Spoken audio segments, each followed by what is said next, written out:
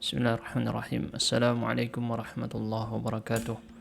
Innal hamdalillah nahmaduhu wa nasta'inuhu wa nastaghfiruh wa na'udzu billahi min shururi anfusina wa sayyiati a'malina. May yahdihillahu fala mudilla lahu wa may yudlil fala hadiya lahu. Wassalatu wassalamu ala nabiyyina Muhammad wa alihi wa sahbihi ajma'in, amma ba'd. Ikhwan dan akhwat sekalian, kita sampai pada juz 2, kita mulai juz 2 pada pertemuan kali ini. Bagi yang mau praktek membaca silakan klik tombol angkat tangan ya. Kita mulai dari Dewi. Silakan dibaca. A'udzu billahi minasy syaithanir rajim. Bismillahirrahmanirrahim. سيقول السفهاء من الناس ما ولاهم عن قبلتهم التي كانوا عليها قل لله المشرق والمغرب يهدي من يشاء إلى صراط مستقيم سيقول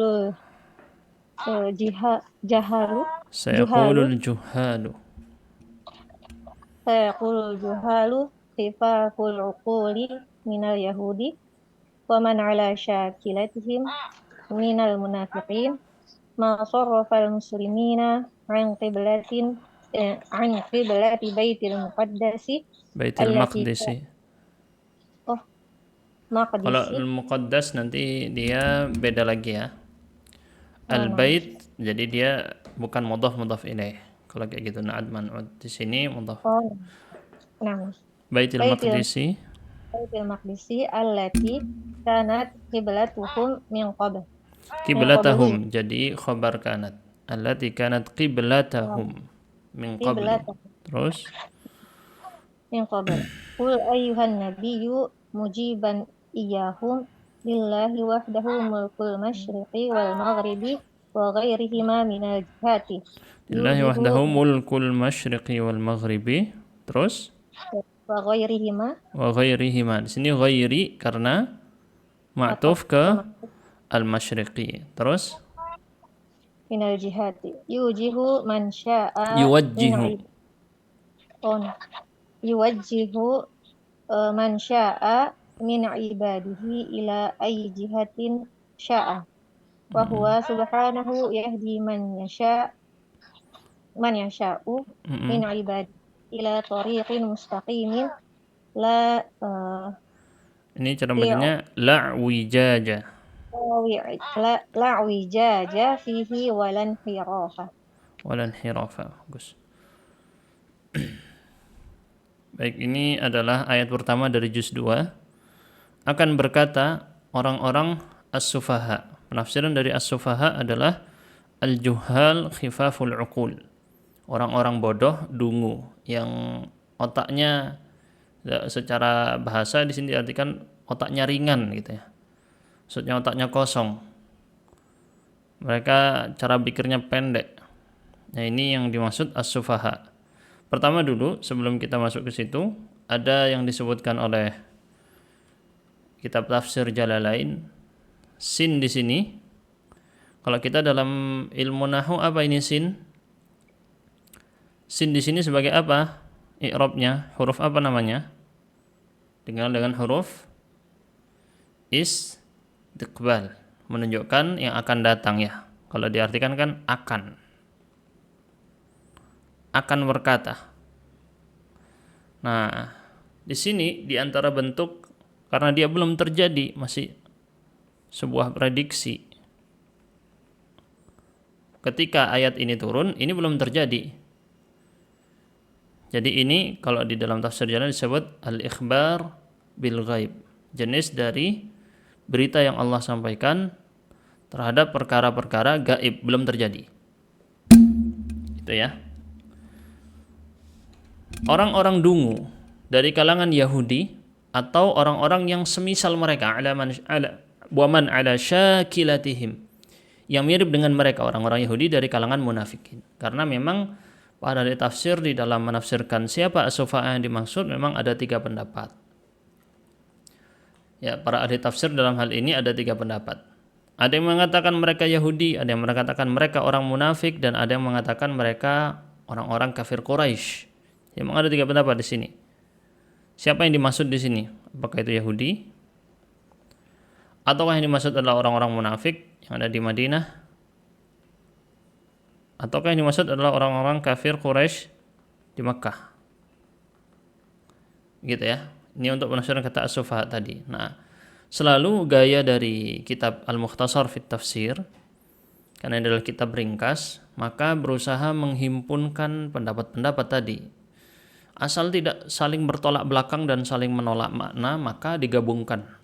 Pendapat tadi yang dimaksud orang-orang Yahudi atau yang semisal dengan orang Yahudi tadi, yang punya gaya pemikiran yang sama. Ma sarafal muslimin. Mereka akan bertanya, ma di sini adalah huruf istifham, pertanyaan. Wallahum berarti kata walla ditafsirkan sarafa. Apa yang membuat mengubah sarafa, mengubah orang-orang muslim yang tadinya salat ke arah kiblat Bait Al-Maqdis. Di mana Bait Al-Maqdis? Yaitu di Yerusalem sekarang atau di Al-Quds. Ini adalah bait suci. Kalau di dalam teks Yahudi dan Nasrani, mereka menyebutnya bait suci. Ini menunjukkan bahwa penerjemahan Alkitab, Bible, yang di dalamnya berisi perjanjian lama dan perjanjian baru yang ada di Indonesia ini adalah penerjemahannya diterjemahkan dari Arabnya. Banyak menggunakan istilah-istilah Arab, tidak menggunakan istilah-istilah Barat. Entah apa tujuannya, tapi yang kenyataannya seperti itu. Roh Kudus, ini bahasa Arab, Roh Kudus. Bukan menggunakan Holy Spirit, gitu ya. Juga bait sucinya Solomon, kuil Solomon mereka sebut. Ini bait suci ini yang dimaksud adalah Masjid Al-Aqsa sekarang, yang kita yakini. Mereka tidak meyakini itu. Bagi mereka Masjid Al-Aqsa bukan bangunan lama, bagi mereka itu orang muslim yang buatnya. Mereka meyakini ada bait suci, entah lokasinya mereka juga bingung di mana itu ya, masih sampai sekarang bingung mencarinya di mana.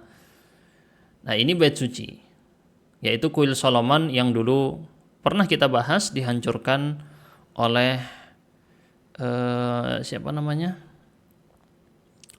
Nebukadnezar ya, saya lupa ya. Pernah kita bahas ini di pertemuan sebelumnya di ayat waman adzlamu mimman mana'a masajidallah, yang itu ya.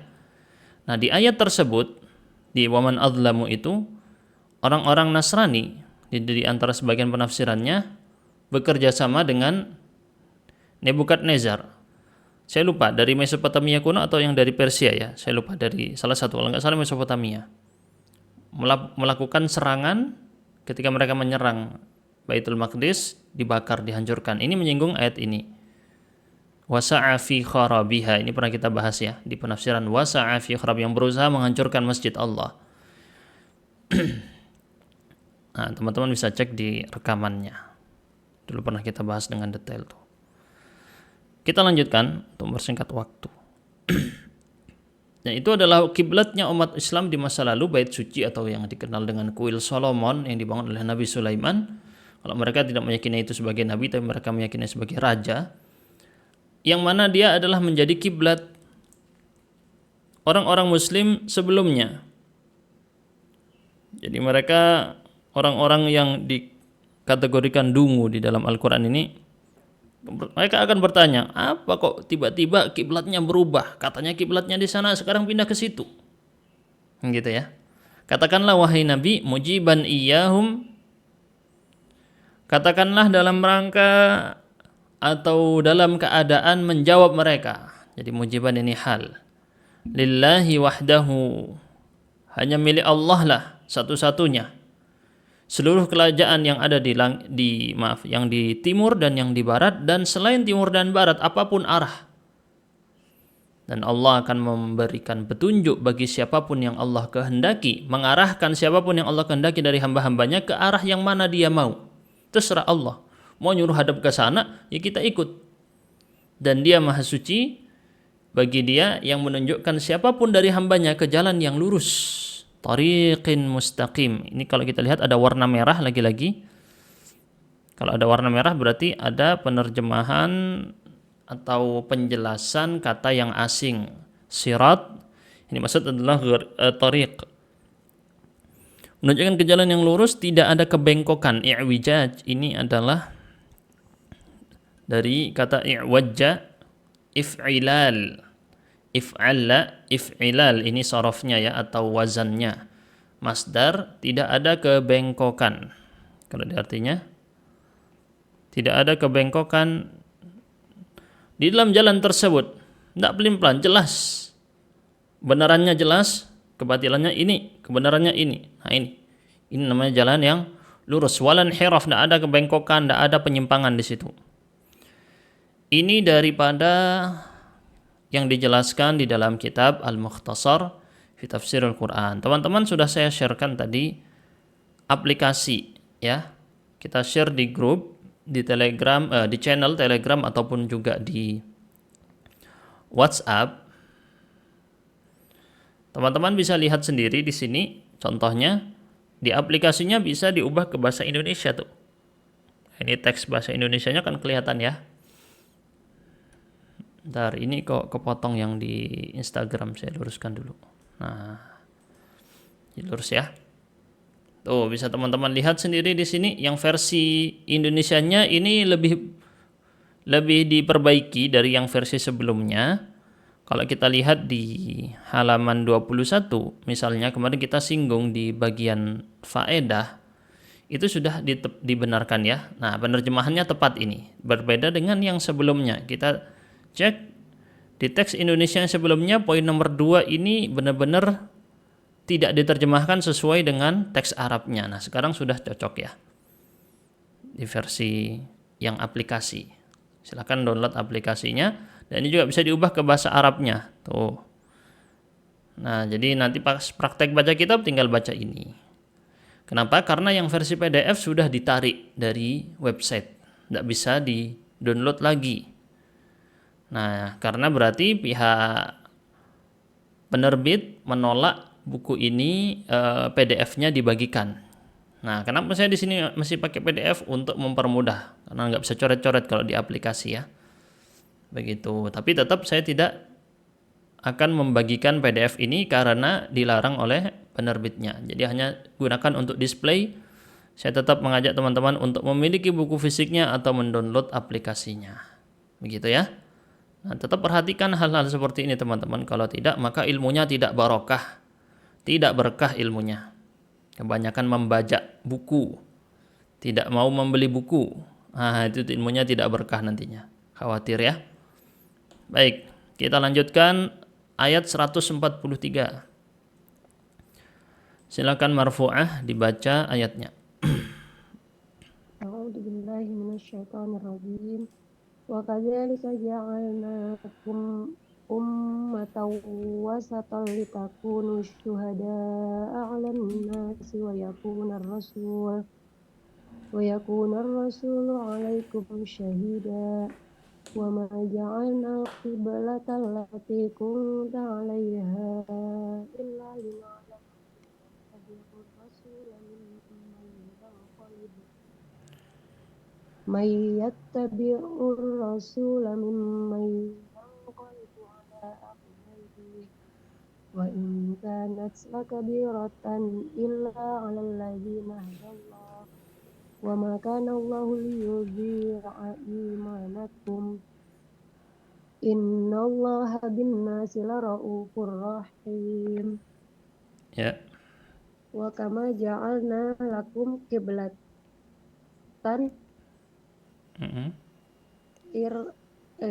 irtadainaha lakum ja'alnakum ummatan khiyaran terus adulan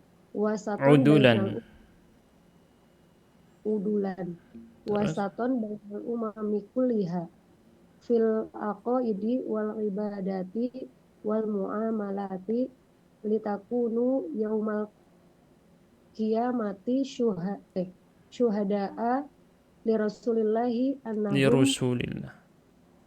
li Rasulillahi annahum balagu ma amarahumullahu bitablighihi li umamihim waliyakuna rasulu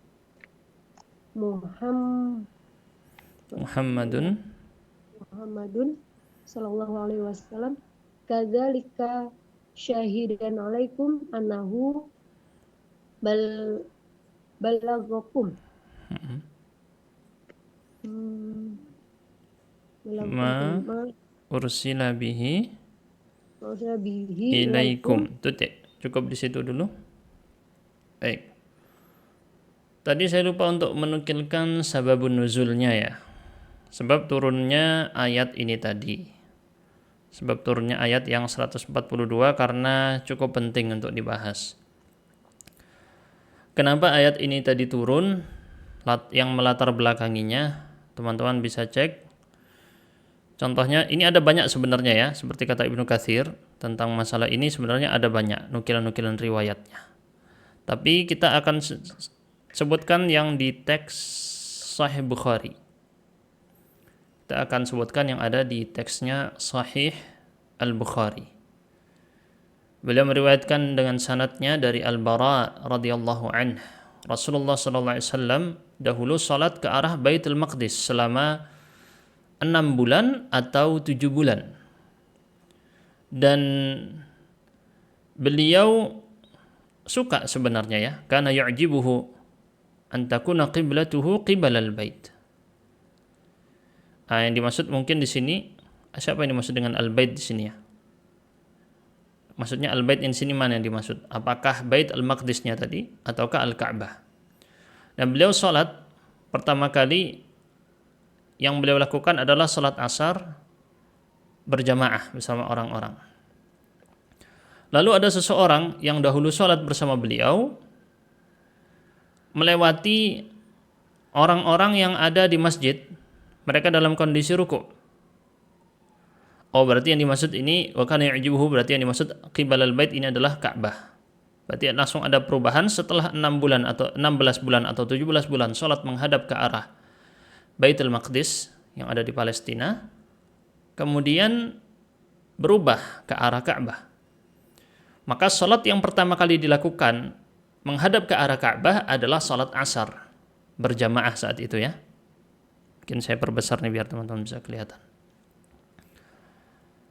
Kemudian ada seseorang yang pernah ikut sholat jemaah dengan Rasul tadi lewat ke suatu masjid dalam kondisi mereka sedang dalam ruku'. Dan beliau mengatakan, jadi ngajak bicara orang yang lagi sholat nih ya, aku bersaksi demi Allah, aku telah sholat bersama Nabi ke arah Makkah, ke arah Ka'bah. Maka kemudian mereka yang lagi sholat langsung belok menghadap ke arah kiblatnya, tidak dibatalkan sholatnya, tetapi langsung belok ketika dalam kondisi sholat rukuk tadi. Begitu ya. Ini adalah rangkuman riwayatnya dan masih panjang sebenarnya, di sini bisa dibaca lagi lebih detail lagi. Yang penting kita tahu secara sekilas dulu aja, karena waktu kita sangat terbatas. Kemudian kita lanjutkan di dalam ayat yang tadi, ayat 143.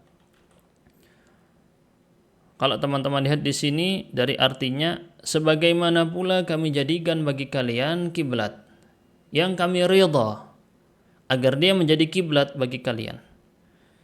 Kami jadikan kalian umat yang wasatan. Apa itu arti kata wasat? Wasat di sini ditafsirkan khiyar dan udul. Khiyar berarti orang-orang terbaik. Udul juga sama. Udul itu orang-orang yang lurus, jamak dari kata adil. Ini biasa dikenal di dalam ilmu mustalah hadis ya, yaitu orang yang taat. Adil, udul jamaknya. Kalau ini kita lihat di dalam penafsirannya, memang ada beberapa versi dari yang dimaksud kata al-wasat ini. Memang ada yang menafsirkan dia artinya pertengahan. Pertengahan, tidak berlebihan kanan, tidak berlebihan kiri. Maksudnya gimana? Tidak menyepelekan, kalau di kiri kan menyepelekan. Gampang-gampangan ya, bermudah-mudahan. Atau terlalu ketat di kanan, terlalu ekstrim. Jadi dia ada di tengah moderatisme. Istilahnya begitu zaman sekarang ya. Dan makanya tidak perlu disebut Islam moderat. Nggak perlu menyebut Islam moderat karena Islam sendiri sudah moderat. Jadi nggak perlu disebut ada Islam moderat dan ada Islam tidak moderat. Aneh. Justru di sini umat yang terbaik, yang wasat ini adalah umat yang taat. Dan taat tidak bertabrakan dengan moderatisme. Ini dulu pertama ya. Ada beberapa poin-poin penting di sini yang bisa kita sebutkan. Di antaranya terjadi isti'arah di dalam kata wasat ini tadi. Isti'arahnya gimana? Kalau kita lihat di dalam kitabnya Mahmud As-Safi, aslinya wasat itu kan di tengah. Dibandingkan sisi kanan, sisi kiri, sisi-sisi yang lain. Berarti dia di pusat, di tengah ya. Ini asli makna dari kata wasat. Kata tengah. Maka dia dipinjam. Isti'arah namanya meminjam kan di dalam ilmu balaghah. Dipinjam, digunakan yang aslinya tadi secara posisi fisik. Dipakai untuk yang dia adalah sifat-sifat. Maka dia sifat yang ada di tengah tidak ekstrim yang tadi kita sebut terlalu takut, terlalu ketat, terlalu menakut-nakuti. Dengan yang versi menyepelekan. Kalau dalam bahasa Arab al-ifrat wat tafrit, yang ekstrim berlebih-lebihan, terlalu ketat, dan ekstrim terlalu longgar. Sama-sama ekstrim dua-duanya ini. Nah, Islam ada di tengah-tengahnya. Jelas ya? Ini terjadi isti'arah pada kata wasat dari sudut pandang ilmu balaghah. Maka dia di tengah-tengah seluruh umat yang ada, bahkan secara geografis pun diutusnya Islam tepat berada di tengah-tengah secara letak geografis. Di tengah jalur sutra darat dan jalur sutra laut. Fil aqaidi wal ibadati wal muamalat, termasuk juga posisi tengah, bukan secara geografis saja, bukan secara sifat-sifatnya, tapi juga dalam ajarannya, akidahnya, ibadahnya, muamalahnya, kita semuanya tengah. Karena ada agama yang melarang menikah dan ada agama yang bukan ajaran agama atau mungkin pemikiran ideologi yang membebaskan perzinaan. Islam berada di tengah-tengah.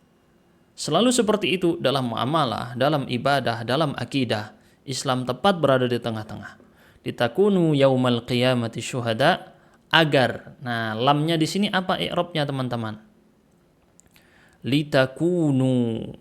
Di dalam ilmu nahwu mungkin langsung saya percepat ya. Bagi yang tahu boleh tulis di kolom komentar.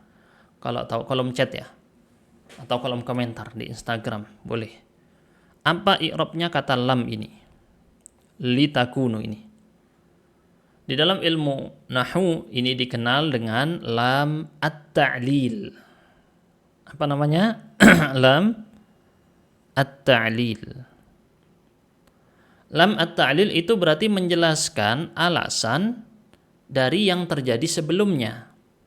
Jadi teks yang datang setelah lam ta'lil akan menjelaskan kenapa kayak gitu yang di sebelumnya. Alias kenapa kok Allah jadikan umat Islam sebagai umat yang moderat, berada di tengah-tengah. Moderat yang dimaksud taat dan menjadi orang-orang terbaik. Kenapa? Alasannya. Nah, dijelaskan setelah lam at-ta'lil. Begitu ya.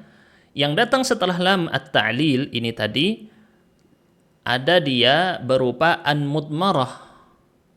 Jadi ada an mudmarah li antakunu, aslinya begitu. Tetapi dihapus atau disembunyikan, namanya mudmarah, disembunyikan. Dibatinkan gitu ya istilahnya.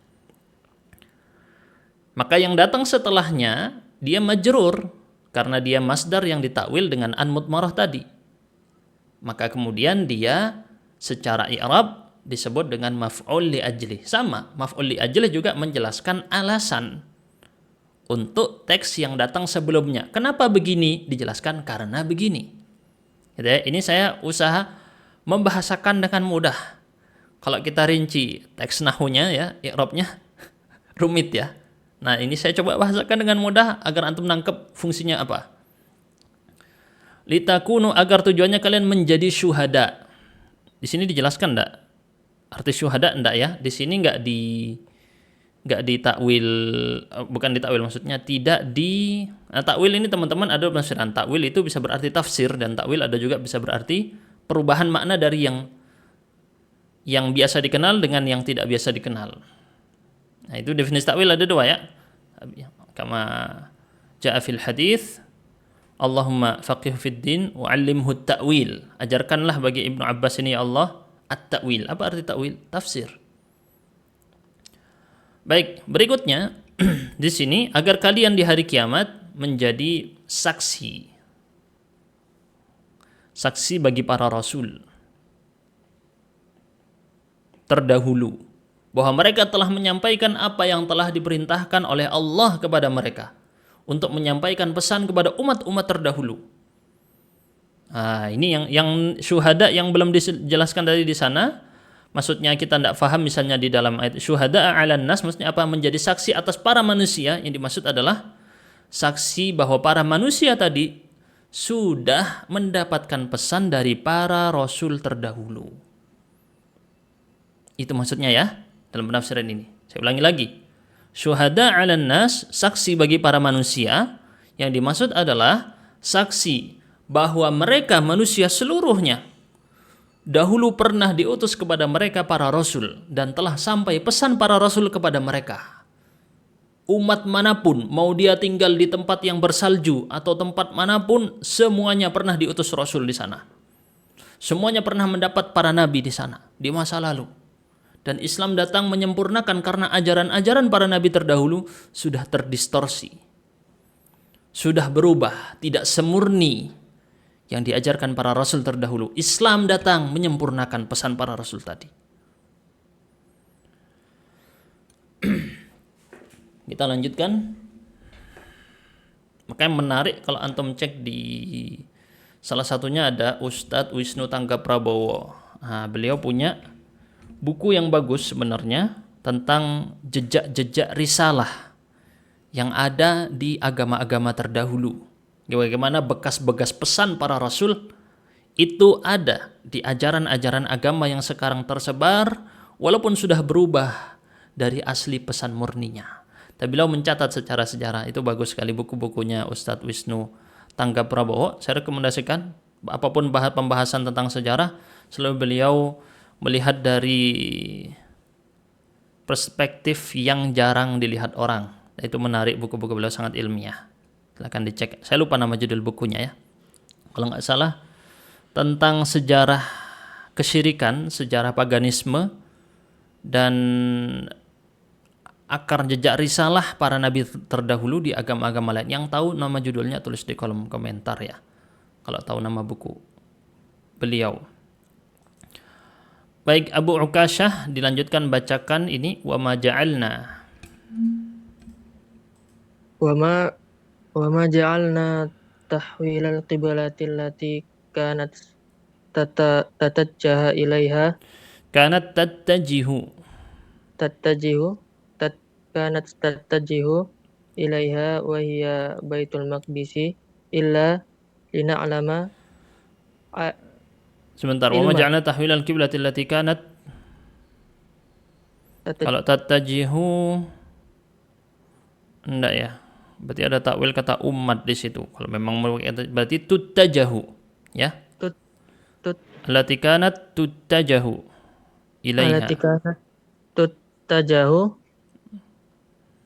ilaiha wa hiya baitul maqdisi illa lina'lama ilma ya. Nah, betul. Ilma zuhurin yatarattabu ila Oh, bukan, itu bukan kanat. Afwan, ana kira itu kanat. Enggak. Kunta allati kunta tattajihu. Antum tadi bacanya kanat ya.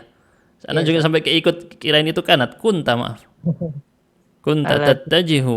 Afwan teman-teman. allati allati kunta tattajihu Ya ilaiha itu wa ya hiya. ada yang negor di komentar ya betul. Kunta. Ana tadi karena dengernya kanat, ana kira itu kanat terus. Kunta tattajihu ilaiha wa hiya baitul maqdis Illa lina'lama ilma zuhurin yatarattabu alaihil jaza'u min man yardo bima syara'ahu Allahu mm, wa yud'inu lahu mm, wa yattabi'ur fayattabi' rasula wa yud'inu lahu fayattabi'ur rasula. wa Terus yattabi'ur rasula wa man yartaddu an dinihi wa yattabi'u hawahu fala yud'inu lima syara'ahu Allahu wa laqad kana bentar. Wa may yartadda. Karena di sini mannya jazim, syarat. Dan dia kalau fi'il mudha'af maka difathahkan akhirnya. May yartadda an dinihi wa yattabi'. Nah, di situ jazm karena dia fi'il syarat, ataf ke fi'il syarat yartadda wa yattabi' hawahu, jawab syaratnya fala yud'in lima fala syara'ahu yud'in. Allah. Fala yud'in lima syara'ahu Allah. Namzat. Di sini fala yud'in atau fala yud'inu? Saya lupa teman-teman. Ada yang tahu jawab syaratnya apakah dia dijazm atau enggak ini? Fala yud'in atau fala yud'inu? Yang tahu bisa tulis di kolom komentar.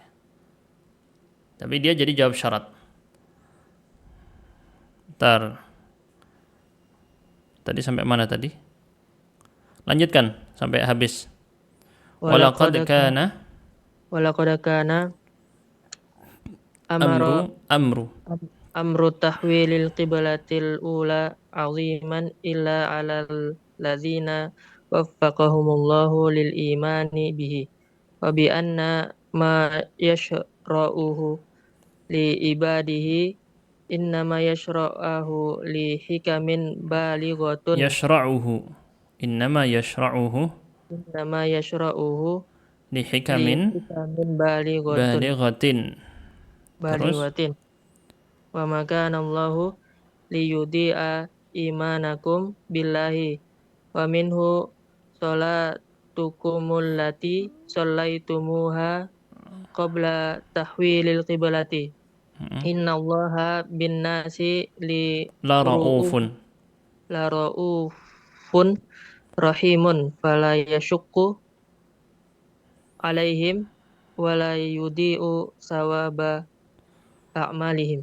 Baik. Kita lanjutkan. Jadi ada yang sudah tahu enggak itu? Saya lupa fala yud'in atau fala yud'inu. Apakah dengan datangnya fa di situ menjadikan dia tidak perlu dijazmkan? Maksudnya tidak jadi yang jazm itu semuanya fi mahalli jazmin kalimatnya, ataukah teksnya fiilnya itu dijazm? Saya lupa ya. Udah lama enggak buka. Kalau udah lama enggak buka kitab Nahu lupa-lupa juga. Fala yud'inu atau fala yud'in. Nanti bisa dicek dulu di kitab. Saya sementara fala yud'in karena yakinnya itu ya. Baik, kita lanjutkan.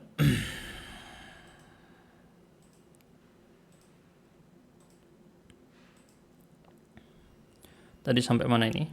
Wa ma ja'alna, dan tidak kami jadikan perubahan kiblat yang engkau dahulu ke arah sana salatnya, yaitu Baitul Maqdis, kecuali lina'lama. Nah, ini penting dulu teman-teman. Agar teman-teman tahu. Tujuannya lagi-lagi di sini ada lam ta'lil. Di mana lam ta'lilnya? Di sini, lina'lama. Ini lam ta'lil.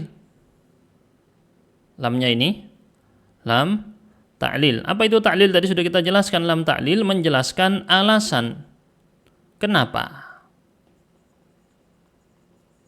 Gitu ya. Kenapa kok Allah menjadikan kiblatnya berubah? Gitu alasannya ya. Dan tidak kami jadikan kiblatnya berubah kecuali karena, kenapa? Karena kami ingin mengetahui siapa yang ikut Rasul dan siapa yang tidak mau ikut Rasul. Ini arti sebenarnya ya. Atau mimma yang qalibu ala kibah ini nanti ditafsirkan murtad. Mana yang mau ikut Rasul dan mana yang mau murtad. Tidak mau ikut Rasul, murtad keluar dari agama Islam. Wa may yartadda an dini. Ini ya. Oke ya, baik. Pertanyaannya sekarang, kalau tujuannya Allah mengubah kiblat agar Allah tahu, apakah sebelum itu Allah tidak tahu? Saya tanyakan tuh. Karena di sini lam ta'lil. Tujuannya Allah mengubah kiblat agar Allah tahu mana yang benar-benar ikut Rasul dan mana yang murtad tidak ikut Rasul. Saya tanyakan tuh nih. Coba. Kan gitu ya di sini ya. Tujuannya agar Allah tahu. Coba dilihat di versi terjemahnya nih. Coba teman-teman tulis di kolom chat. Apakah Allah tidak tahu sehingga Allah butuh mengubah kiblat dengan tujuan agar Allah tahu? Karena di teksnya illa liya'lama, tujuannya agar Allah mengetahui. Berarti kalau tidak dilakukan atau sebelumnya Allah tidak tahu siapa yang ikut Rasul dan siapa yang tidak. Sampai kemudian dilakukan perubahan kiblat. Nah, ini penting teman-teman dalam mengetahui maksud dari i'rab ini. Saya tanya ke antum dulu nih.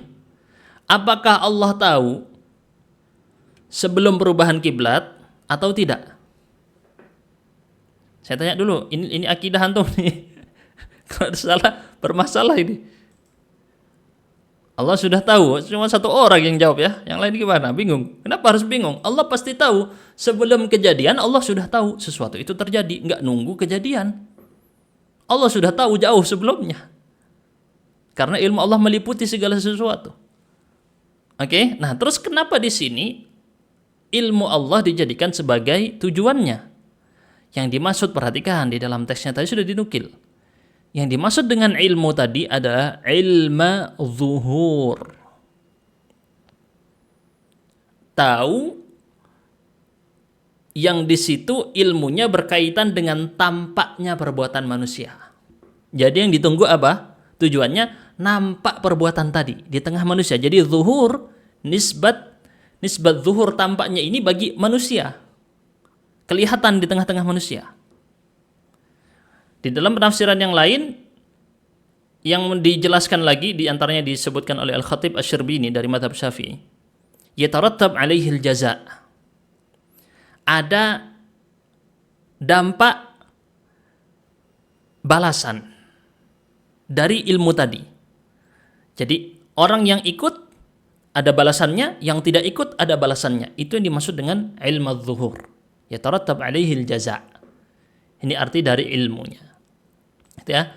Dan ada lebih rincinya, nanti bisa teman-teman cek di misalnya di sini ya, di website islamweb.net. Di situ Al-Khatib Asy-Syarbini menjelaskan, dan juga ada penjelasan Syekh Ibnu Utsaimin dengan bagus sekali di sini, menarik banget penjelasan beliau, tapi karena waktunya sangat pendek ini bisa kita jelaskan cukup panjang ya.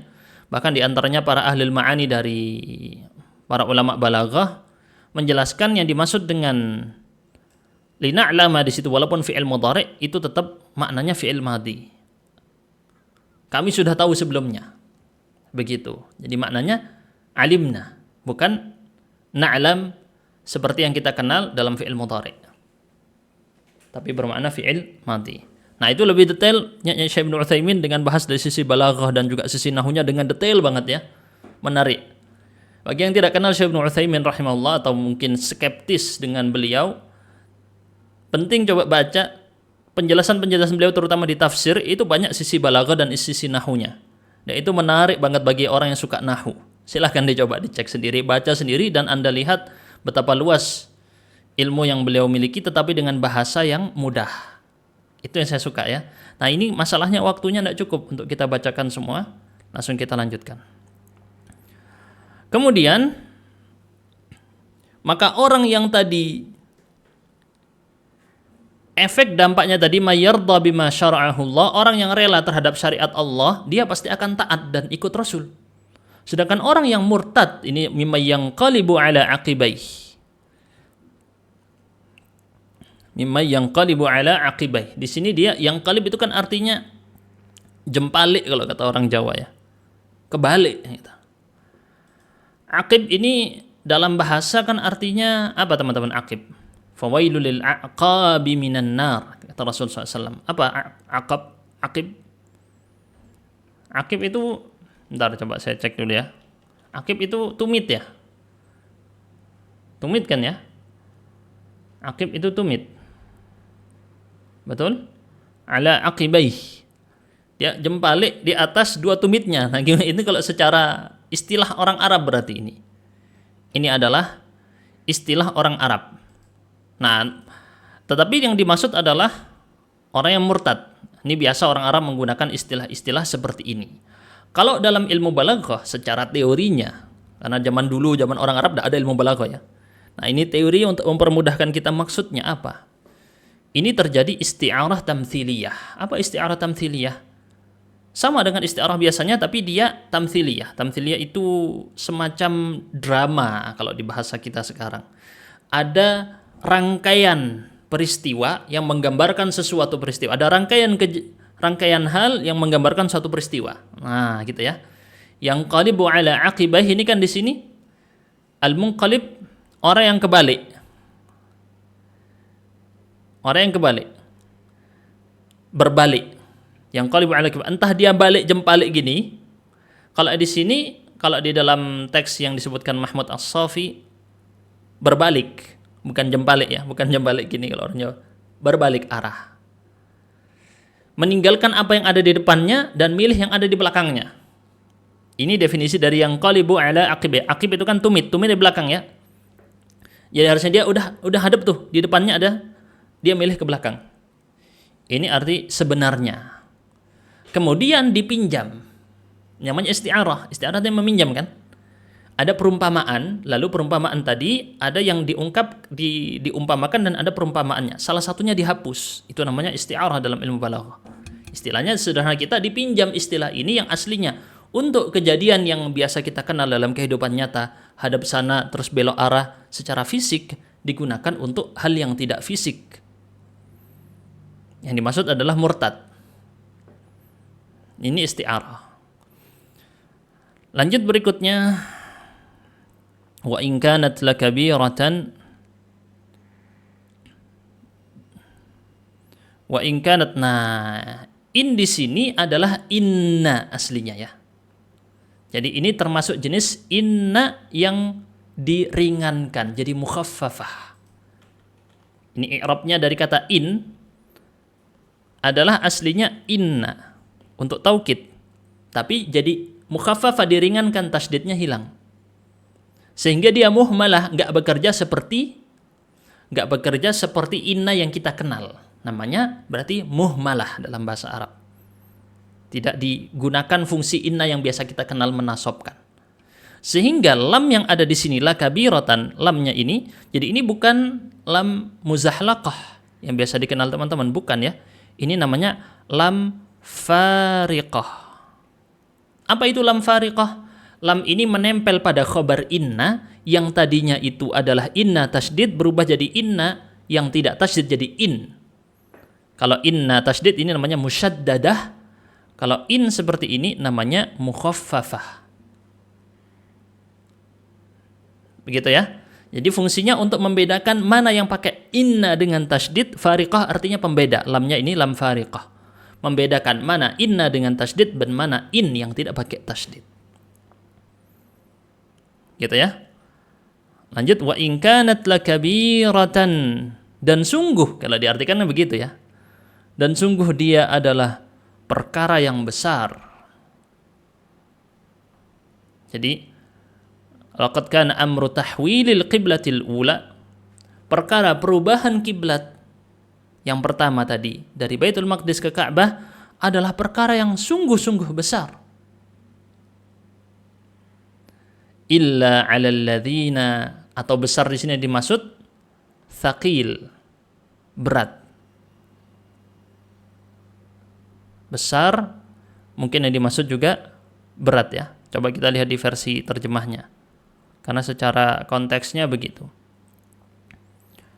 Nah kan, terasa sangat berat. Teman-teman lihat di versi Indonesianya, peristiwa pengalihan dari kiblat yang pertama ini terasa sangat berat. Jadi aziman yang dimaksud tsaqil. Bisa juga kita artikan thaqil, berat. Kecuali bagi orang-orang yang telah Allah beri taufik untuk mengimaninya. Kita bisa taat bukan karena kecerdasan kita. Kita bisa sholat subuh tadi berjamaah misalnya, bukan karena kita hebat, bukan karena kita orang yang Masya Allah luar biasa. Bukan, itu karena bimbingan Allah yang menuntun kita melakukan ketaatan tadi. Wa bi annama yashra'uhu li'ibadihi. Dan sungguh apa yang Allah syariatkan bagi hamba-hambanya, sebenarnya dia adalah syariat yang dibuat untuk hikam. Ada hikmah yang tinggi sekali. Ada hikmah-hikmah yang sangat-sangat tinggi. Ada yang kita tahu hikmahnya dan ada yang tidak kita tahu. Hikmah-hikmah ini baru muncul nantinya. Orang dulu nggak tahu, ternyata sholat bisa memberikan kesehatan, ya. Ada sisi-sisi medis. Ternyata melancarkan darah segala macam. Itu kan hikmah. Itu hikmahnya di balik itu. Tapi orang dulu nggak tahu. Nah, hikmah-hikmah seperti ini ada yang kita tahu, ada yang kita tahu. Saat kita mendapatkan perintah, ikuti dulu. Perkara nanti kenapa begini begitu, nanti ada hikmah yang ada yang kita tidak tahu dan ada yang kita tahu. Contoh misalnya, kasih perintah, kalau perempuan harus berjilbab. Kalau perempuan kaki dan tangan itu tangan enggak ya? Kaki itu aurat, harus ditutup kakinya. Enggak boleh kelihatan. Nah, pasti bertanya-tanya di pikiran ini, kenapa cuman kaki aja tampak, enggak mengundang nafsu? Gitu kalau kita pikir pakai logika ya. Kenapa orang bernafsu dengan hanya melihat kaki? Dia enggak melihat hikmah di balik itu yang banyak, yang akal kita terbatas untuk sampai ke sana. Kita imani dulu. Kita imani dulu itu dan lakukan dulu. Karena hikmah-hikmah ini berasal dari ilmu Allah yang sangat luas. Dan sungguh Allah tidak di sini menghilangkan keimanan kalian. Ini kaitannya dengan sababun nuzul yang tadi sebenarnya ya. Karena ada umat Islam terdahulu yang sholatnya menghadap ke kiblat Baitul Maqdis. Nah kan orang pada bingung, terus gimana nasibnya orang-orang yang dulu sholatnya ke Baitul Maqdis? Masa pahalanya sia-sia? Maka dijelaskan di sini Allah tidak menganggap keimanan. Yang iman yang dimaksud ini amalnya. Di antara dalil bahwa iman bukan sekedar percaya.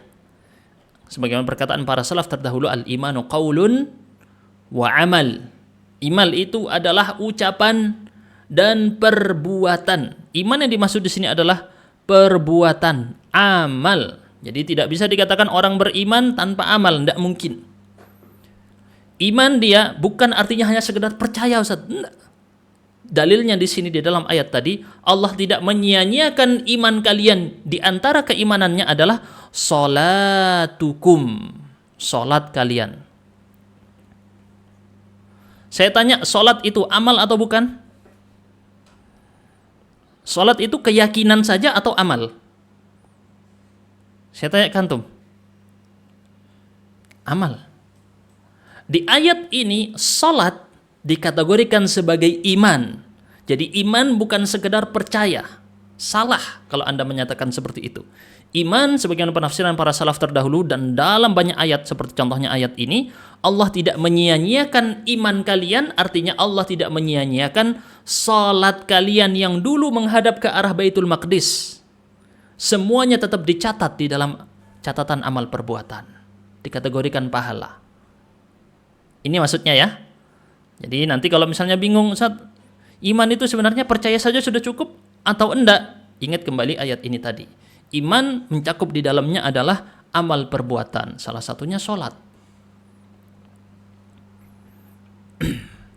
Kemudian sesungguhnya Allah bagi para manusia itu maha lembut, maha kasih sayang. Sehingga dimaksud dengan Raufun Rahim. Apa konsekuensi dari nama-nama Allah Rauf dan Rahim? Konsekuensinya la yasyukku alaihim, tidak mempersulit manusia. Sehingga Allah tidak menyia-nyiakan pahala amalan sebelumnya. Waktu kiblatnya masih ke arah Baitul Maqdis, semuanya tetap dikategorikan pahala. Tinggal 2 ayat lagi. Sebenarnya ada banyak faedah-faedah lain ya. Tapi saya sebutkan sekilas saja barusan karena waktunya tidak cukup. Jadi nanti teman-teman faedah-faedahnya akan saya bagikan di grup Telegram tuh ini ya. Yang kemarin juz 1 sudah ya kita bagikan faedahnya. Nah, ini teman-teman saya kumpulkan ringkasannya aja faedah-faedah penting kayak i'rabnya ya. Dan seterusnya ini tuh. Antum bisa lihat semuanya. Nah, nanti yang penting join dulu aja di channel Telegram atau channel WhatsApp. Baru nanti kemudian bisa dapat setelah tuntas 1 juz kita kirim lagi juz 2 gitu ya. Tuntas 1 juz kita kirim lagi faedah-faedah yang barusan saya sebutkan, i'rabnya, sisi balaghahnya semua saya sebutkan di situ teksnya. Kemarin juz 1 sudah ya, tapi nggak semua juz 1, itu sebagian aja. Juz 1. Kita lanjut ayat 144. Tinggal 2 ayat ya. Abu Ukasyah. Belum ya tadi Abu Ukasyah ya? Sudah atau belum Abu Ukasyah? Saya lupa. Udah tadi. Oh, sudah ya? Oke. Muhammad Arif Rahman. Dibacakan ayatnya. A'udzu billahi minasy syaithanir rajim. Qad nara taqalluba wajhika fis sama' falanuwalliyannaka qiblatan tardaha fawalli wajhaka sadral masjidil haram wa haitsu ma kuntum fawallu wujuhakum syatrah wa innal ladzina utul kitaba la ya'lamuna annahu al-haqqu min rabbihim wa ma Allahu bighafilin amma ya'malun. Ya, dibaca. Qad. Ra'ayna ayyuhan nabiyyu tahawula wajhika wa nadharika ila jihatis sama tarakkuban wa tahariyan linuzulil wahyi bisa'nil qiblati wa tahwiliha ila haitsu tuhibbu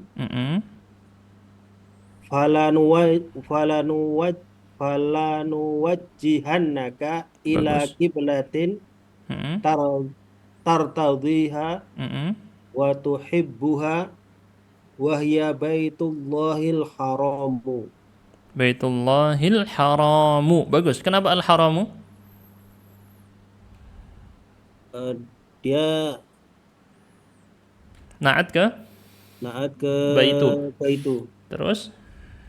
badala baitil maqdisil Betul. an fasrif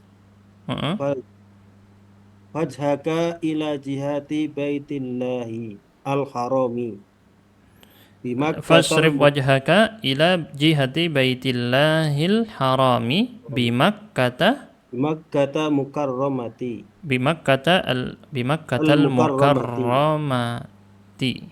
Betul. Cukup? Karena dia bimakkata ini mamnu' minas sarf, makkata ya. Sedangkan al-mukarramati dia na'at kepada majrur, maka dia majrur. Begitu teman-teman. Dan banyak teman-teman yang salah nulisnya Makkah pakai alif lam, salah ya. Enggak usah pakai alif lam. Cukup sampai sini. Bagus. Sudah bagus bacaannya, tinggal nanti tadi yang perlu diperbaiki adalah makharijul huruf. Nah, ini nasihat dari saya untuk bisa ikut majelis-majelis makharijul huruf tahsin agar pengucapannya sesuai huruf-hurufnya. Tapi bacaannya sudah bagus, sudah benar. Baik, kita lanjutkan. Sungguh, qadnya di sini. Pertama di sini teman-teman kita lihat qad nara. Kata qad ketika bertemu dengan fi'il mudhari, biasa kita kenal apa maknanya? Coba tulis di kolom chat yang tahu. Kalau qad bertemu dengan fi'il mudhari, biasanya diartikan apa? Lit taqlil ya. Bermakna jarang, kadang-kadang. Terkadang. Tapi di sini pelakunya siapa? Dhamir nun di sini, nara. Siapa yang melakukan hal ini? Ya, siapa yang dimaksud dengan nahnu di sini? Siapa? Allah.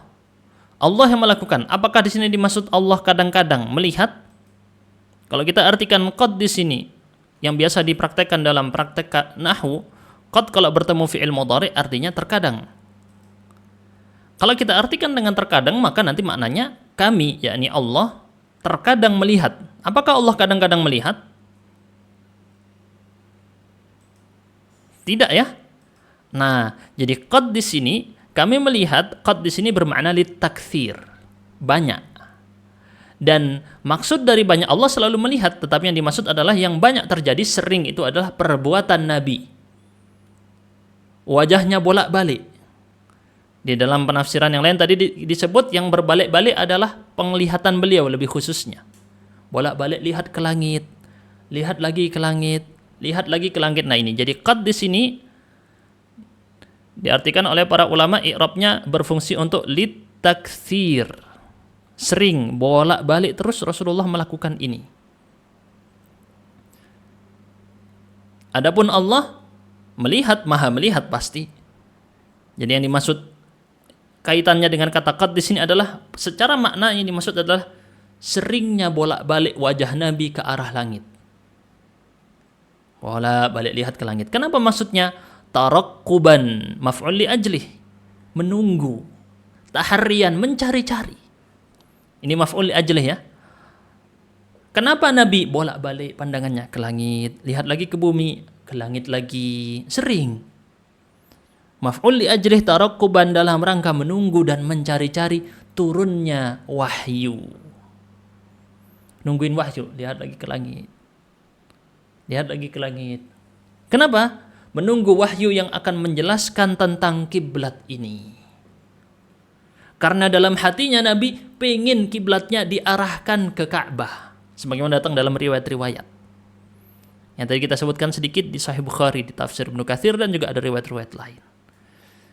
Makanya di dalam ayat ini disinggung kiblatan tardaha. Maaf. Ke kiblat yang kamu Muhammad sukai.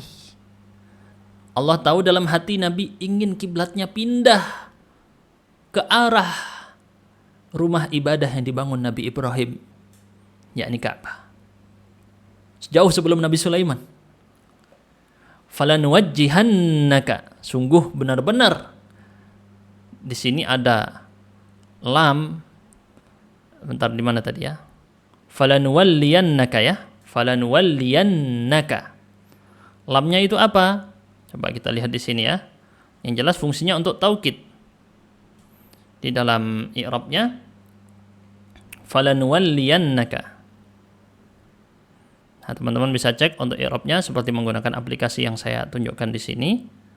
Nah, di dalam ayat 144 tadi falanuwalliyannaka. Mana falanuwalliyannaka? Nah, ini ya. Lamnya adalah waqi'ah fi jawabi qasamin muqaddar. Ada sumpah demi Allah, tapi dihapus sumpahnya. Biasa orang Arab menggunakan itu, sering kita sebutkan ini lamnya ya. Lam al-muwatti'ah lil qasam al-muqaddar atau al-mahdhuf. Lam al-waqi'ah fi jawabi qasamin muqaddar. Ini lam dipakai menempel pada sumpah, tapi sumpahnya tidak disebut. Maka demi Allah sungguh benar-benar akan kami palingkan engkau, dipertegas lagi dengan nun taukid. Jadi kalau sudah taukid dengan banyak hal, ini untuk menepiskan bukan sekedar keraguan, tetapi juga hal yang mungkin muncul dalam hati berupa bentuk kurang setuju, diluruskan. Itu kalau di teori balaghahnya seperti itu ya. Ketika ada, kenapa kok taukid yang dipakai lebih dari satu, dua atau lebih. Itu namanya istilahnya dalam ilmu balaghah khabar ingkari. Nah, sungguh benar-benar akan kami arahkan engkau Muhammad, pakai sumpah tadi, ke arah kiblat yang kamu sukai, yaitu Baitullah Al-Haram yang di Ka'bah, yakni Ka'bah yang ada di Makkah. Sebagai ganti dari Baitul Maqdis yang sekarang fasrif wajhak. Lagi-lagi kalau ada teks warna merah begini berarti dia adalah penafsiran dari yang disebutkan di sini, fawalli wajhaka fasrif. Arahkan wajahmu ke arah rumah Allah yang suci di Makkah. Kita lanjutkan Yang praktek berikutnya, sepenggal selanjutnya. Ini ada kaitan ilmu faedah fikihnya ntar lagi ya tentang masalah ini. Zakia silakan dibaca. Saya sarankan pakai aplikasi tadi kalau misalnya tampilan di layarnya agak delay ya, pakai aplikasi yang kita share tadi. Silakan dibaca Zakia. Wa ainama. Wa ainama kuntum ayyuhal mu'minuna fatawajjihuna ila jihatihi fatawajjahu ila jihatihi inda ada'is shalah.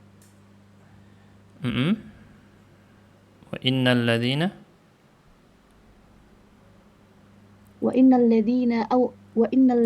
utul kitabi minal yahudi wan nasara la ya'lamuna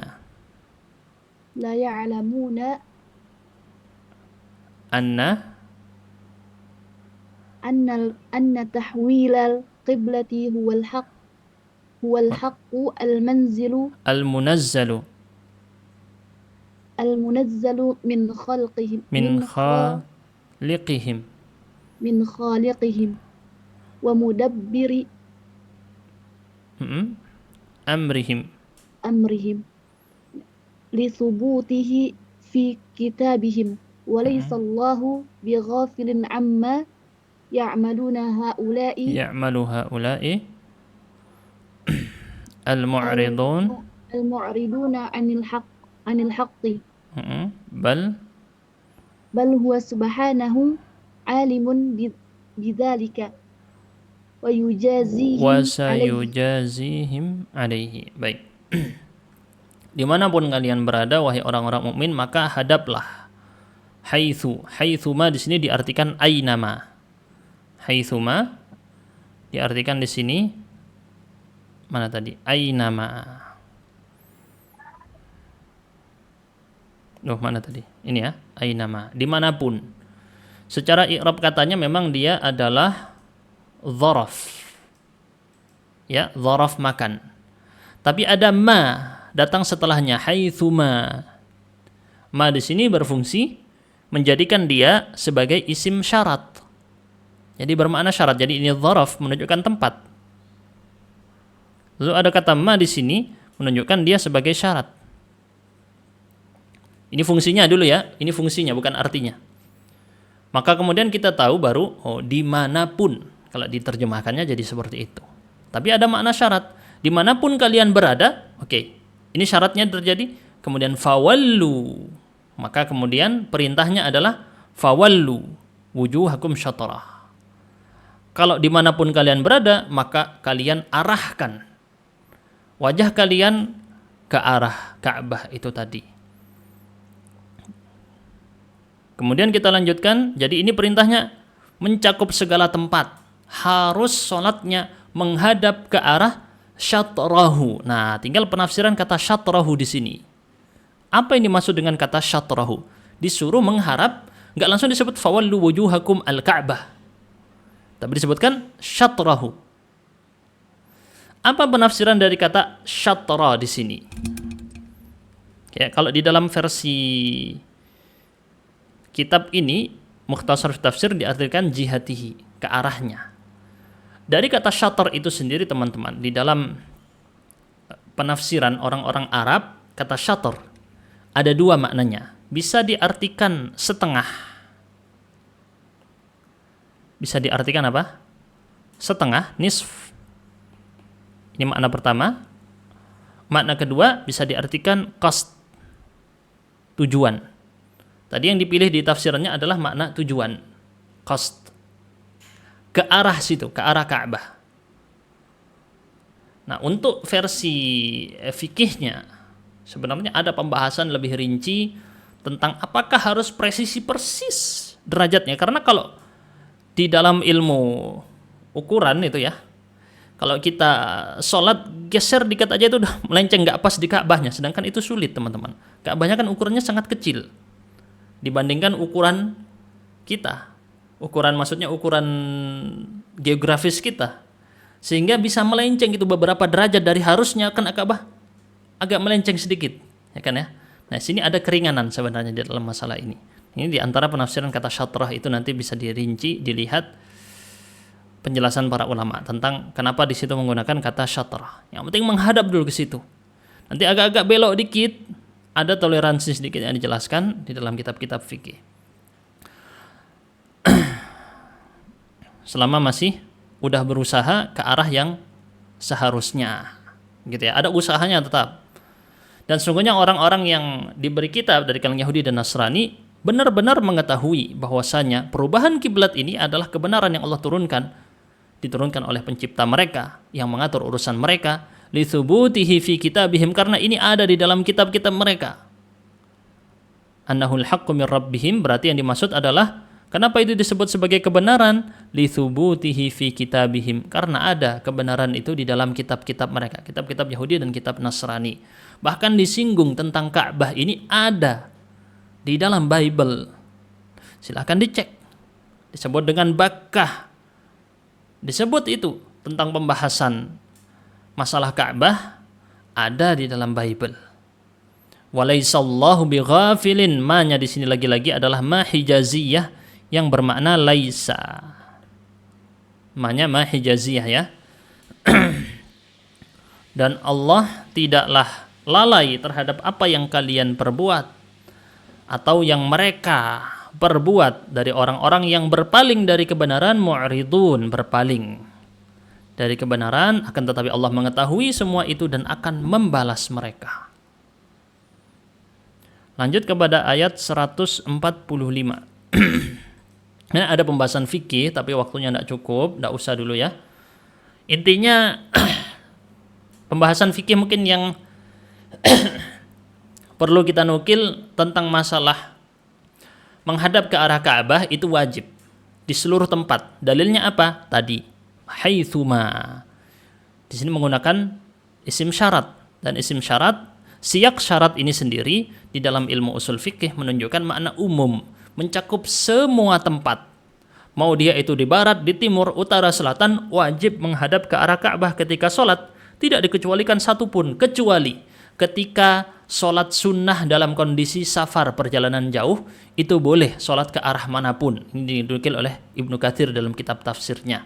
Jadi kalau sholat sunnah dalam kondisi safar, itu boleh menghadap ke arah manapun. Oke ya? Sedangkan hatinya tetap ke arah Ka'bah. Ini kalau di dalam tafsir Ibnu Katsir ya. Begitu juga di dalam masalah, ini saya nukil seperti tafsir Ibnu Katsir nih, coba antum lihat. Nanti saya dituduh mengada-ngada lagi ya. Kok ada sholat bebas arahnya, tidak harus ke arah kiblat?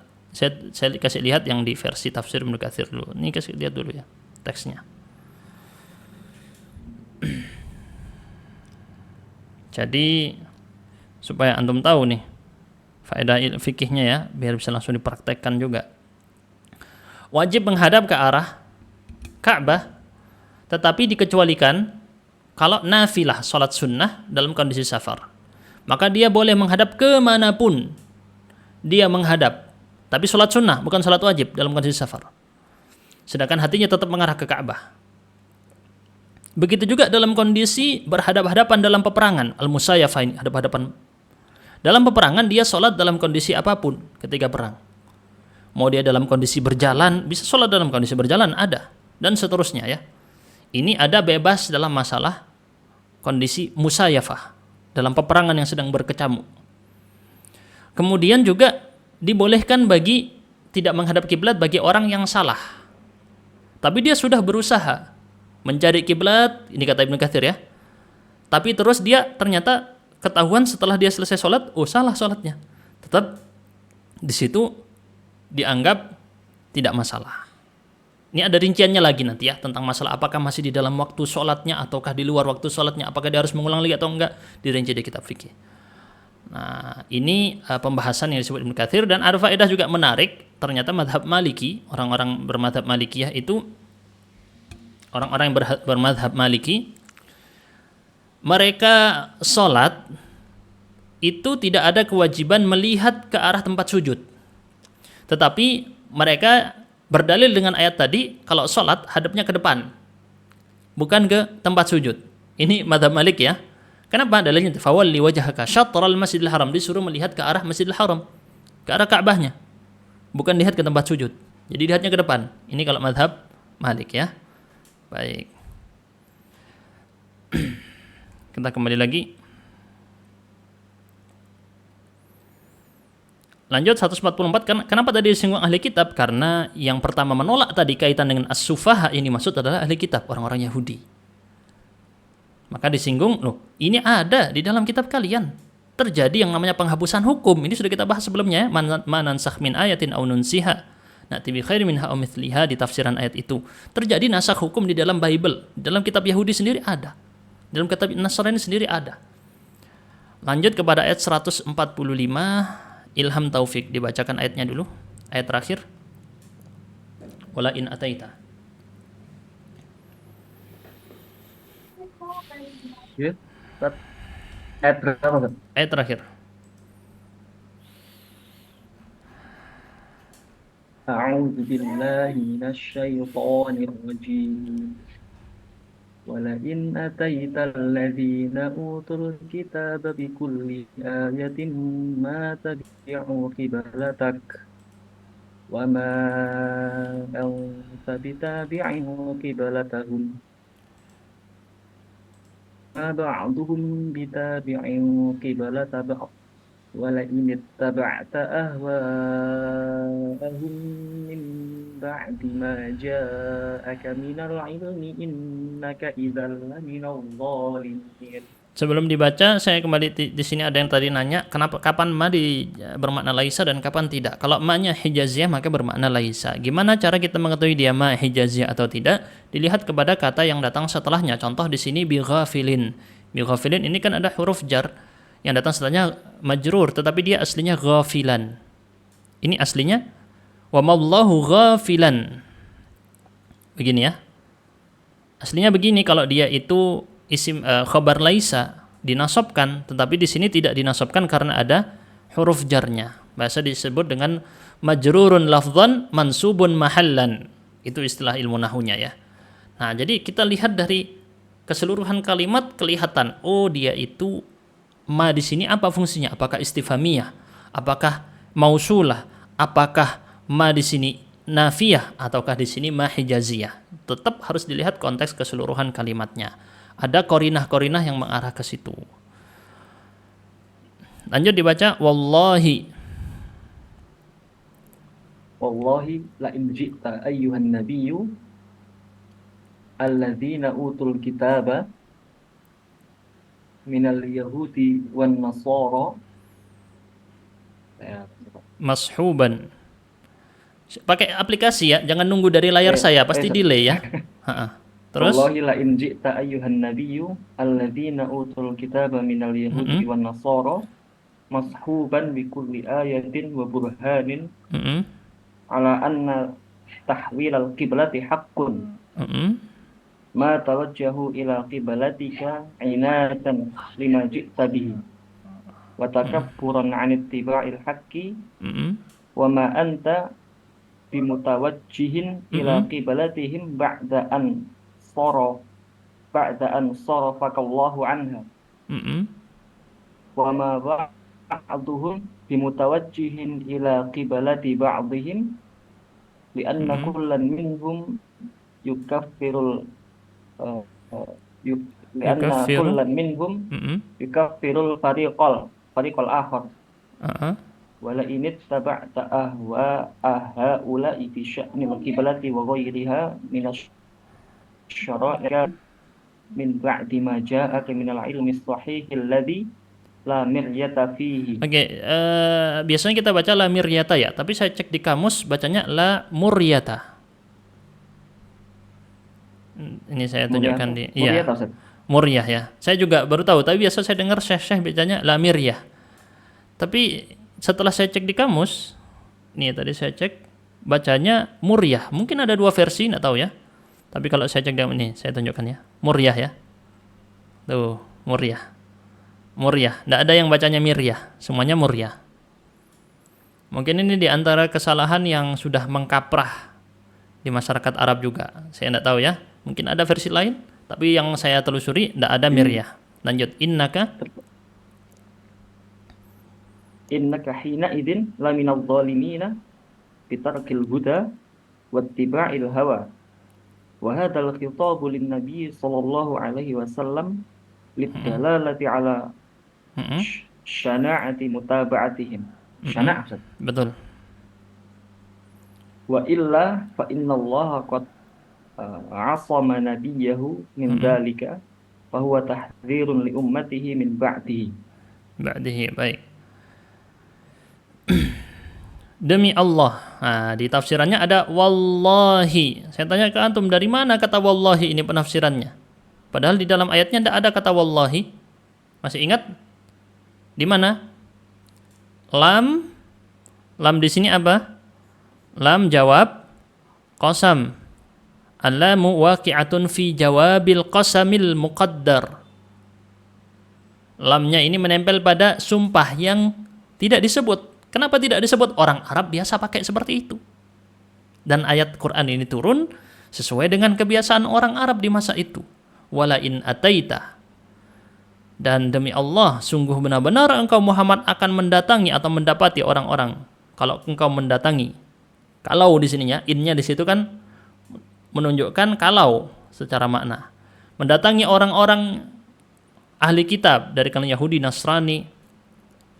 Walaupun engkau disertai dengan ayat, engkau bawa bukti, engkau bawa dalil, engkau bawa mukjizat. Ayat itu artinya mukjizat ya, tanda-tanda kebesaran Allah. Dibawakan ke mereka, oh ini ada dalil, ada bukti nyata jelas, perintah mengubah kiblat. Sudah Anda buktikan dengan sebenar-benarnya pun, dengan banyak dalil pun, tetap saja mereka matabi'u kiblat. Tidak akan mereka ikut kiblatmu. Sama dengan keadaan orang-orang yang mengikuti hal yang salah. Dikasih dalil, mau dalilnya ada 1000 pun tidak bakal ikut. Walaupun Anda kasih tunjuk ada 1000 dalilnya ini. Ini dijelaskan, dalilnya ini Al-Quran, dalilnya ini di hadis, dalilnya ini perkataan para ulama ini. Anda sebutkan semua, kalau hawa nafsunya tidak mau, dia tidak akan ikut. Sama juga seperti ini. Inadan lima ji'tabi. Jelas dia mau mengingkari alasannya. Kenapa mereka tidak mau ikut maf'ul li ajli inadan? Karena mereka membangkang. Walaupun Anda datangkan 1000 dalil, tidak akan mau ikut. Karena kenapa? Memang wataknya memang mau ikuti hawa nafsu, tidak mau ikuti dalil. Wa takabburan 'an ittiba'il haq. Yang kedua, alasannya karena mereka selain membangkang, sombong. Lebih mau ikuti hawa nafsu dan logika akal pikirnya sendiri, tidak mau mengikuti kebenaran yang datang dari wahyu. Sedangkan logika sifatnya adalah relatif, sedangkan wahyu sifatnya absolut. Dia mendahulukan yang relatif di atas hal yang absolut. Wa ma anta bimutawajjin, dan engkau tidak akan mengikuti kiblatnya mereka sama sekali, wahai Muhammad. Ba'da an sarafakallahu anha, setelah Allah memalingkan engkau dari kiblatnya tadi, udah akan diubah lagi kiblatnya ke arah kiblatnya orang Yahudi, yaitu di Baitul Maqdis. Kiblatmu tetap ke Ka'bah. Wa ma ba'duhum, dan mereka, sebagian mereka pun tidak akan menghadap ke kiblat sebagian mereka yang lain, karena mereka saling mengkafirkan satu sama lain. Orang Yahudi mengkafirkan Nasrani, orang Nasrani mengkafirkan Yahudi. Kenyataan seperti itu. Bahkan di dalam sekte-sekte mereka sendiri juga saling mengkafirkan satu sama lain. Makanya gereja atau sinagog mereka tidak bisa ibadah bareng. Gereja A, ya sudah, hanya jemaah gereja dari sekte itu saja. Tidak bisa seperti kita umat Islam bareng sholat jemaah, tidak bisa. Gerejanya sendiri-sendiri itu. Kan seperti itu ya. Ini kita bahas dari sisi sudut pandang mereka sebagai sekte-sekte yang banyak. Begitu juga orang-orang Yahudi sama demikian. Mereka tidak mengikuti kiblat sebagian mereka dari sebagian lain. Saya tidak tahu kalau sekarang apakah masih ada kiblat. Kalau di versi catatan-catatan ulama terdahulu, orang Yahudi kiblatnya ke arah bagian barat, sedangkan orang Nasrani mengarah ke bagian timur. Itu yang disebutkan di teks-teks kitab para ulama. Jadi mereka punya kiblat juga di masa lalu ya. Nah sekarang kalau kita lihat di bangunan-bangunan mereka tidak ada arah kiblat tertentu. Dan apabila sungguh benar-benar engkau mengikuti hawa nafsu mereka, ahwa haulai. Karena ini dikategorikan sebagai ahwa yang mereka lakukan ini. Yang jadi tolak ukur adalah otak, akal pikir yang relatif alias hawa nafsu. Bukan wahyu yang sifatnya absolut. Seperti yang Anda lihat sekarang bagaimana hipokritnya masyarakat barat, tidak memiliki patokan tolak ukur mana yang benar, karena memang tidak ada hal yang absolut yang dipegang, semuanya sifatnya relatif. Dan apabila engkau mengikuti hawa nafsu mereka dalam urusan kiblat ataupun hal-hal yang lain berupa syariat ataupun hukum, setelah datang kepadamu berupa ilmu yang benar, la muryata fihi. Ini kalau tadi kita lihat bacanya la muryah ya, mungkin ada teks aslinya la miryah, mungkin saya tidak tahu, tapi kita lihat di kamusnya tadi la muryata fihi. Muryah artinya syak. Tidak ada keraguan sama sekali. Kalau relatif teman-teman, sesuatu yang sifatnya relatif, maka dia tidak 100% valid, benar. Ada kemungkinan ya mungkin gini, mungkin gini. Nah, ini yang selalu dijadikan pijakan di dalam urusan tata negara yang banyak di masyarakat kita sekarang. Urusan tata negara diurus dengan menggunakan tolak pikirnya siapa? Ada logikanya A, logika B, logika C digabung, mana yang paling banyak diambil. Kan gitu cara berpikirnya society sekarang ya, masyarakat kita sekarang di negara-negara semua cara berpikirnya seperti itu, karena tidak ada hal yang absolut yang dipegang, semuanya adalah sifatnya relatif dicari relatif yang kemungkinannya paling banyak secara persentase.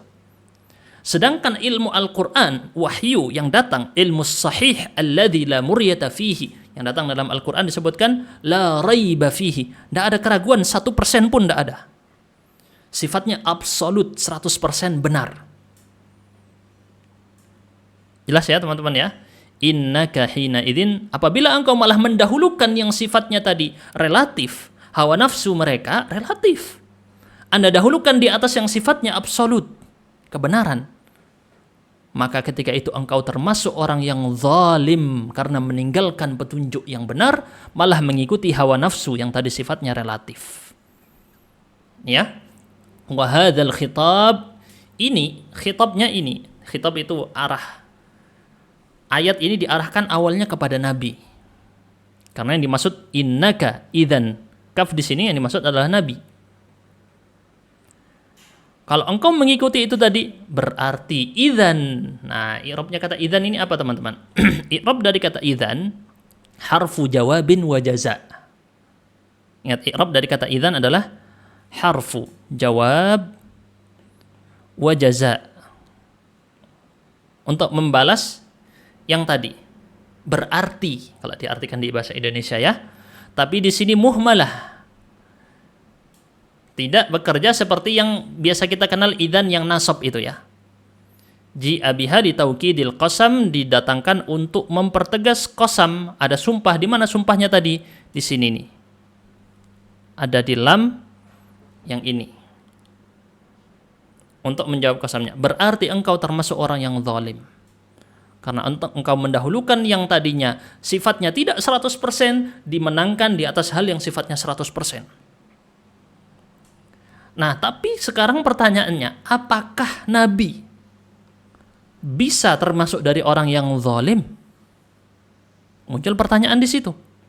Apakah Nabi bisa termasuk dari orang yang zalim? Itu kan pertanyaannya ya. Maka di sini Allah telah menjaga nabinya dari perbuatan tersebut. Tidak mungkin nabinya berbuat zalim. Maka sebenarnya makna dari ayat ini adalah mengingatkan umatnya. Target utamanya siapa? Umat Muhammad. Walaupun khitabnya untuk Nabi. Teksnya diarahkan ke Nabi, ayatnya ini. Tapi yang sebenarnya ingin diperingatkan umatnya, karena Nabi tidak mungkin termasuk jadi orang yang zalim. Itu tidak mungkin. Karena ma'sum. Allah jaga nabinya, tidak mungkin. Dan ini disebutkan dalam kitab-kitab tafsir yang lain, tapi di kitab ini dibahas dengan sangat ringkas, dengan sangat bagus pemilihan katanya. Target utamanya adalah umatnya. Jadi khitabun lin nabi, tetapi tujuannya tahdzirun li ummatihi. Jelas ya? Karena Nabi Muhammad tidak mungkin berbuat zalim. Baik. Selanjutnya Zanwar Setiawan bacakan faedah pertama. Ini ada 4 orang yang bisa praktek, silakan klik tombol angkat tangan karena ada 4 faedah. Zanwar Setiawan bisa dibaca faedah pertama. Sebagai penutup selalu biasa kita baca faedah ya. Mari segera. Anal i'tirad ala ahkamillahi wa syar'ihi wa taghafili an maqasidihi wattaghafuli an maqasidiha dalilun ala safahi wa qillatil aqli. Bagus. Bahwa menolak, i'tirad itu artinya menolak.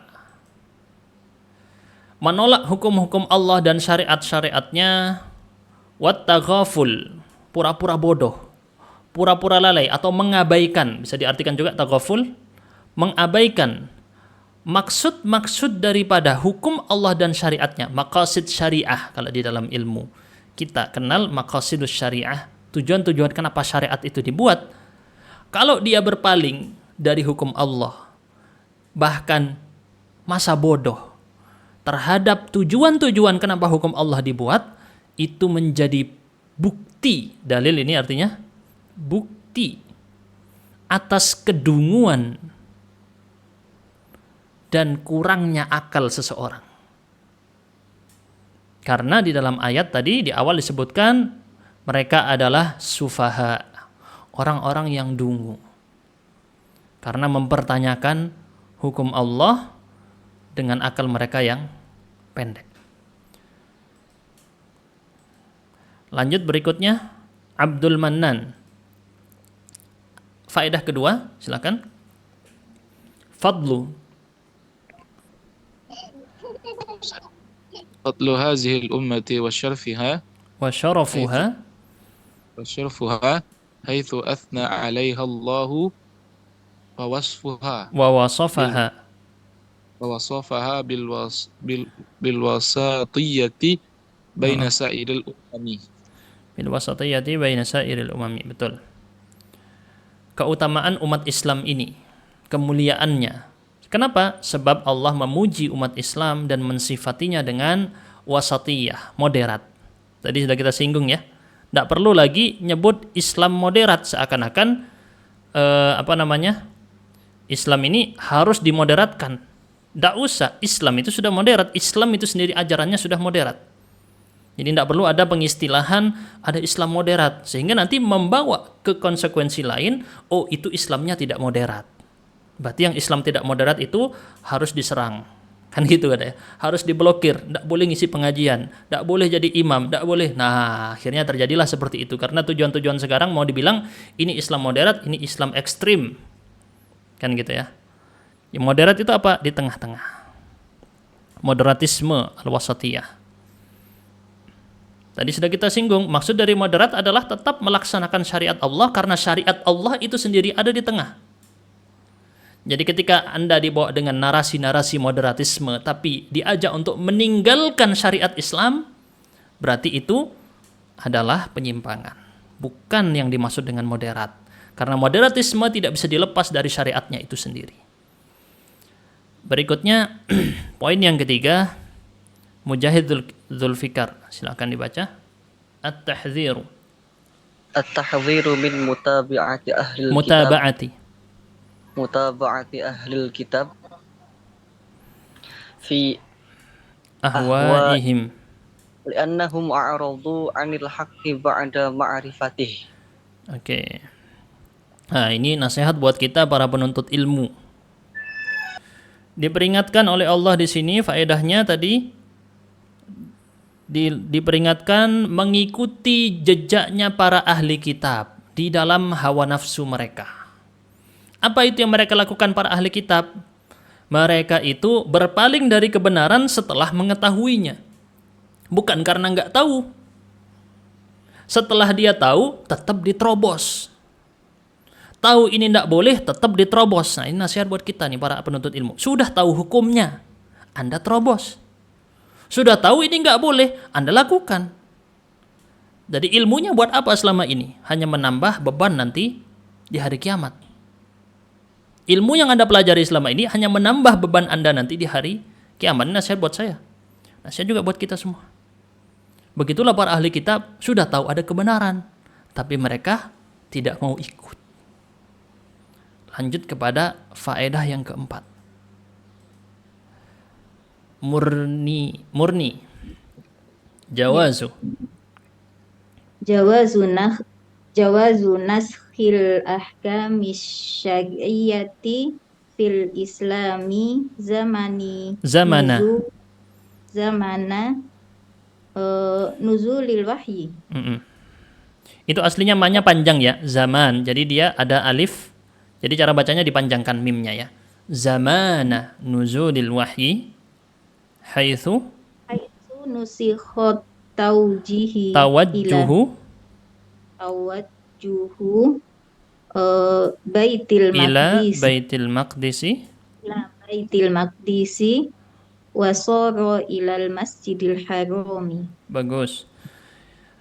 Jawaz biasa diartikan dibolehkan, tapi maksudnya bukan dibolehkan ya. Yang dimaksud adalah mungkin. Mungkin terjadi hal yang sifatnya dimungkinkan adanya, kalau versi Indonesianya ya. Mungkin terjadinya penghapusan hukum atau dalam istilah syariat kita disebut dengan nasakh. Ada dalam syariat kita namanya nasakh, hukumnya diubah. Yang tadinya A menjadi B. Tapi kapan itu hukum terjadi perubahan? Ketika waktu turunnya wahyu. Jadi kalau ada orang zaman sekarang ngaku, saya bertemu mimpi, ketemu Nabi Khidir. Atau dia melihat ketemu Nabi A, Nabi B. Begitu ya. Terus isi mimpinya mengubah syariat. Atau mendatangkan syariat baru, jelas bertentangan dengan kaidah yang disepakati para ulama tentang masalah nasakh. Tidak mungkin ada nasakh terjadi di luar turunnya wahyu. Jadi nasakh hanya terjadi ketika Nabi Muhammad hidup. Setelah Nabi Muhammad meninggal, terputus semua wahyu. Ya, haitsu nusikhat tawajjuh ila baitin, sudah dihapus. Hukum menghadap ke Baitul Maqdis dipindah ke Masjidil Haram. Alhamdulillah selesai satu halaman, Masya Allah. Semoga banyak faedah yang bisa didapat, dan salah satu cara untuk memaksimalkan majelis, jangan ngaji modal kuping ya. Ngajinya apa istilah sekarang itu? Adalah ngaji modal kuping, modal telinga doang ya. Nyatet teman-teman. Nah, belajar. Antum lihat saya ini nyatet. Nih, saya sebagai pemateri. Antum lihat ini. Apa dikira saya nggak punya catatan? Ini catatan banyak. Saya pelajari dulu. Saya teliti kitab-kitab. Tafsir Jalalain, Tafsir Mawardi, Tafsir Ibnu Katsir, Tafsir Ibnu Jauzi. Banyak saya baca. I'rabnya Mahmud As-Safi, i'rabnya Muhyiddin Darwish, i'rabnya Al-Muyassar. Saya baca dulu semua. Baru saya praktek di sini. Jadi bukan asal langsung ngisi gitu ya. Enggak. Ada persiapan, saya catat. Antum juga harus mencatat kalau memang mau maksimal. Begitu. Kalau yang modal kuping tidak apa-apa, yang lagi perjalanan ke kantor gitu ya, masalah. Atau lagi masak, sambil masak ibu-ibu, apa-apa. Sambil modal kuping tidak apa-apa kalau gitu ya. Tapi yang lain-lain catat, jangan tenang ada rekamannya di YouTube. Gak bisa jadi patokan. Saya bilang ilmu itu nanti yang membekas di catatan itu tadi akan membekas di kepala sini nih. Saat kita lagi menulis terjadi pengulangan. Pengulangan yang sering itu nanti akan membekas di sini, tercatat, terpahat di dalam otak kita, dalam hati kita. Semakin sering tercatat, ya, semakin membekas. Akhirnya ilmu yang kita bawa bukan yang di buku. Ilmu yang kita bawa yang di sini, dibawa kemana-mana, gitu ya. Alhamdulillah. Aplikasinya tadi kita sudah sebutkan, mohon aplikasinya dicek.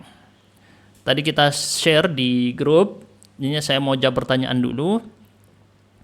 Untuk masjid yang soft itu dimiringkan akan mengarah Ka'bah, akan tapi softnya jadi pendek, terpotong tiang. Itu bagaimana, saat mana yang lebih afdol? Dibiarkan lurus tapi kurang pas menghadap kiblat.